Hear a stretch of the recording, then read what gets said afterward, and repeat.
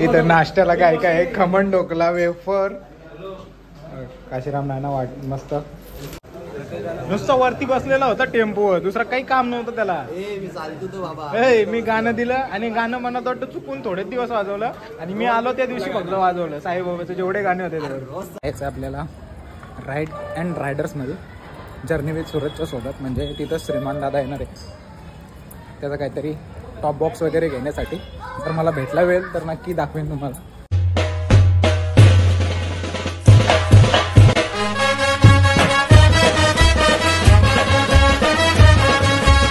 लोक जर्नी चालू यूट्यूब चॅनलवर तुमचं मनापासून स्वागत आहे आणि आता चालू आहे प्रसाद वाटायला शेवटीचा आणि बघा पोरं कशी खेळतात काही चप्पलीने मारामारी चप्पल मारी म्हणतात बोलतात चप्पल मारी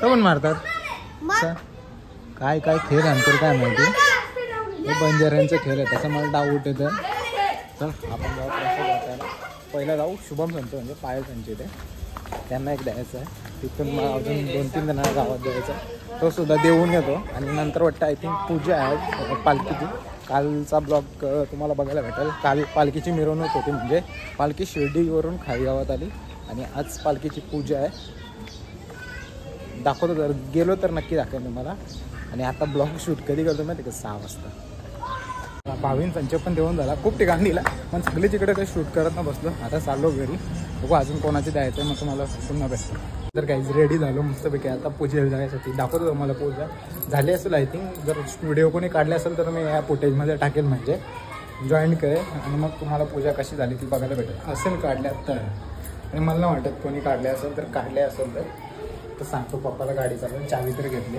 मी ना त्यामध्ये काल मी चालू आहे कंटाळा आले पाय जाम खूप दुखतं माझे चला आता डायरेक्ट खारेगावमध्ये थोड्याशा तुम्हाला रोडच्या फुटेज दाखवतो त्या बघत का आणि मग खारेगावमध्ये भेटतो मग पोचलं खारेगावला पण गाडी मला चालायला लागली म्हणून काही शूट करायला भेटला आणि आमचा मेन्यू बघा मस्त पॅन वगैरे वाजव जरा गाणं वाजव ना चांगलंवाला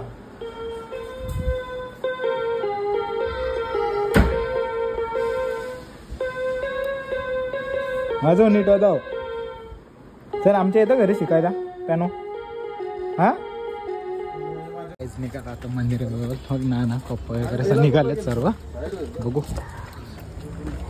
पूजा झाली जस्ट पोचला आता साईबाबा मंदिराच्या इथंच पूजा असतो काल पण इथं आपण आलेलो बघा साईबाबा मंदिर समोरच ही पूजा झालेली आहे म्हणजे दाखवतो तुम्हाला साईबाबा मंदिर म्हणजे साईबाबा आतमध्ये बघू शकतो मंदिराचे आणि इकडे पूजा इकडे पुन्हा एकदा पालखी सजवलेली आहे आपली पूर्ण आणि त्या साईडला सत्यनारायणाची महापूजा आणि मध्ये आपली फ्रेम ठेवले मस्त साईबाबांची आणि इकडे पादुका आणि साईबाबांची फ्रेम आणि बाबा खूप मेहनत करतोय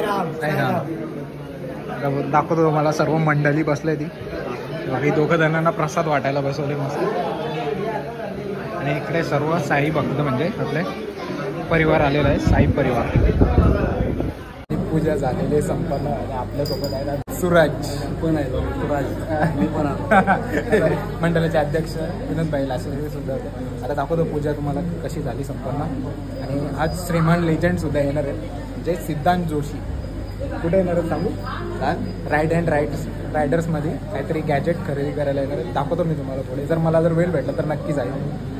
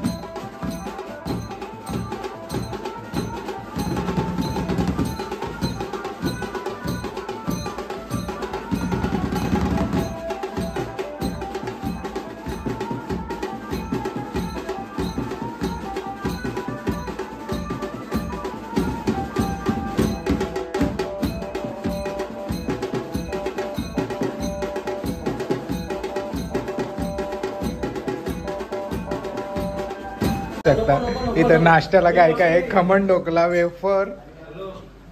काशीराम नाना वाट मस्त काढताय प्लेट. फिरू फिरू.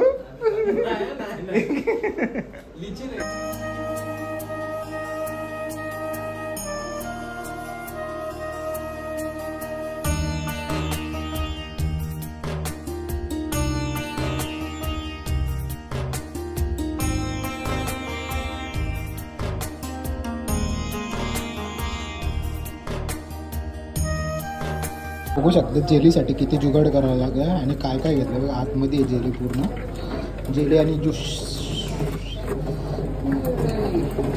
आता हे दोनच आले. ही बाजूला ठेवता येतं कालता. झारा झारा आणि बघ एवढ्या जेल्या. हे छोटेवाले जेले आणि ज्यूस आहे काहीतरी, एनर्जी ड्रिंक. मस्त लागतात. ते काढून ठेवले तेवढे कारण की खूप आतमध्ये गेलेत आणि पाणी सुद्धा तेवढंच भरलं.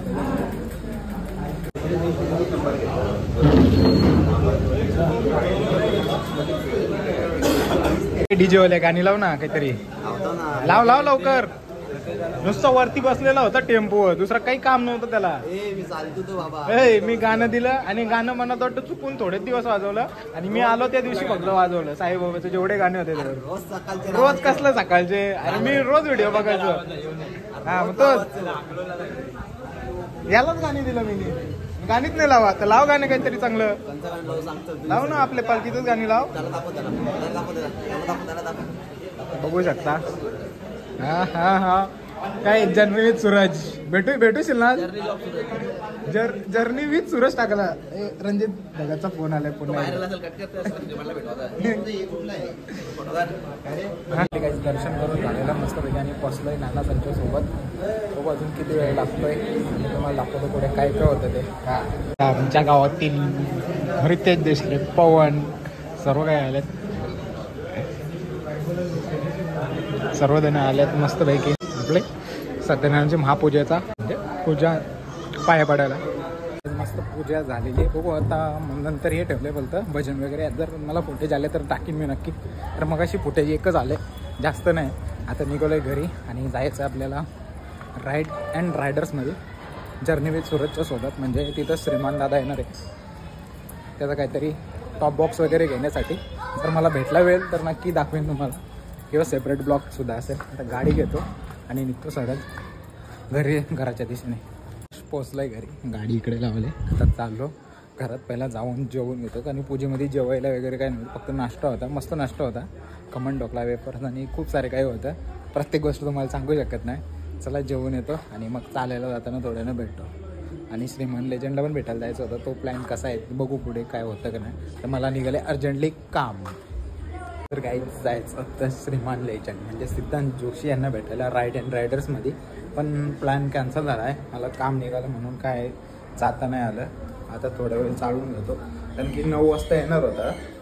याच्या आधीसुद्धा येऊन गेलं पण आम्ही शिर्डीला होतो म्हणून आम्हाला काही त्यावेळेस मला काही पॉसिबल नाही झालं.